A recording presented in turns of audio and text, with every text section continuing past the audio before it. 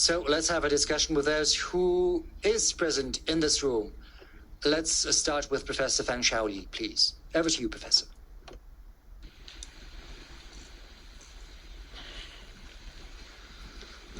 Professor Fang Xiaoli, I'm from China. Mr. President, I'm very glad to see you once again. From the outset, I would like to express my gratitude on behalf of my Chinese colleagues for the excellent organization and for the hospitality extended to us during the Kazan summit. I would also like to say a huge thank you for your personal support shown to the Valdai Club. I would also like to thank you for this lively discussion. I remember that 8 years ago, at this forum, I had the honor to ask you about what you think about the relation between Russia, the US, and China. And you gave me a very apt, very accurate answer. You said that this relation should be built on mutual respect and it should be mutually beneficial. It's been 8 years now. The world is changing drastically. You know, there is rivalry, there are sanctions, there is bitter strife. But at the same time, Russia and China are building a strategic partnership. They're cooperating. And the cooperation within BRICS is also developing successfully. So my question is the same. What's your assessment of the current and future dynamics in terms of strategic partnership between Russia and China? And secondly, is it going to be possible to normalize relations between Russia and the US and also with China in this new environment? Thank you.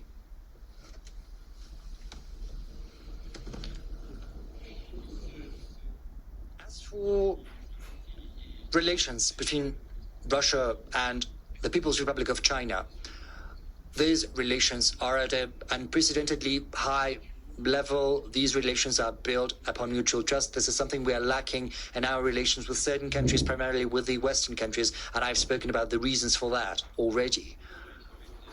I'm aware that if the representatives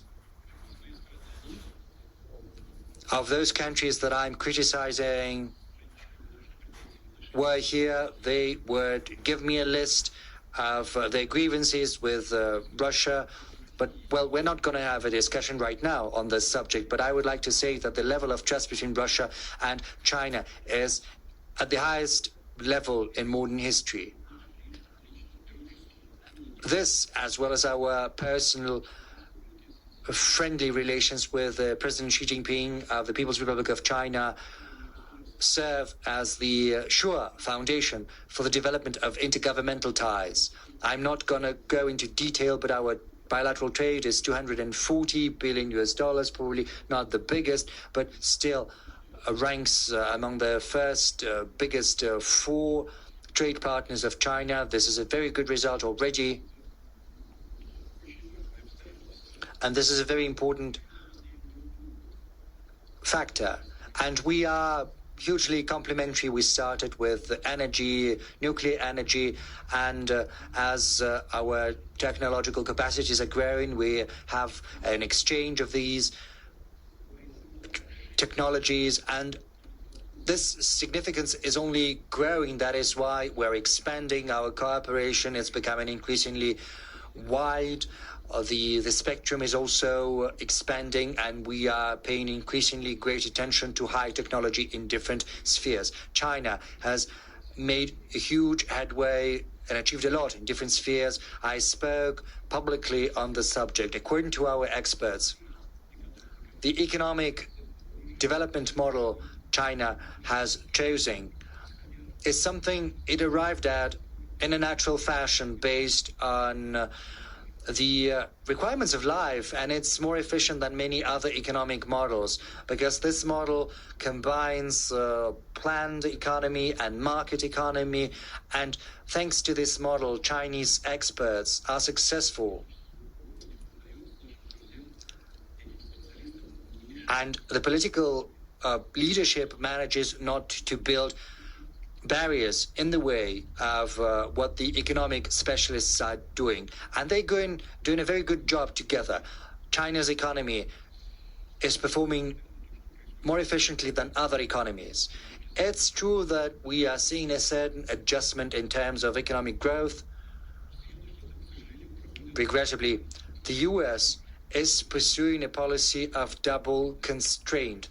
It's trying to constrain both Russia and China. What's the point of fighting a two-front war? Basically, I do not understand that, but they believe that the economic ascendant of China is a threat to their economic dominance. But personally, I think if they want to be efficient, they should choose other methods to achieve these goals. Rather, they should show their advantages in a competitive rivalry. This should be fair competition, and this would create better opportunities in the US. Instead, they are introducing bans and prohibitions, which in the end comes back to deal a blow to their own economy. Say the ban on Chinese goods or the use of Chinese technologies in the American market. This will only result in inflation and in higher prices. That's going to be the end result of that. As far as our cooperation is concerned,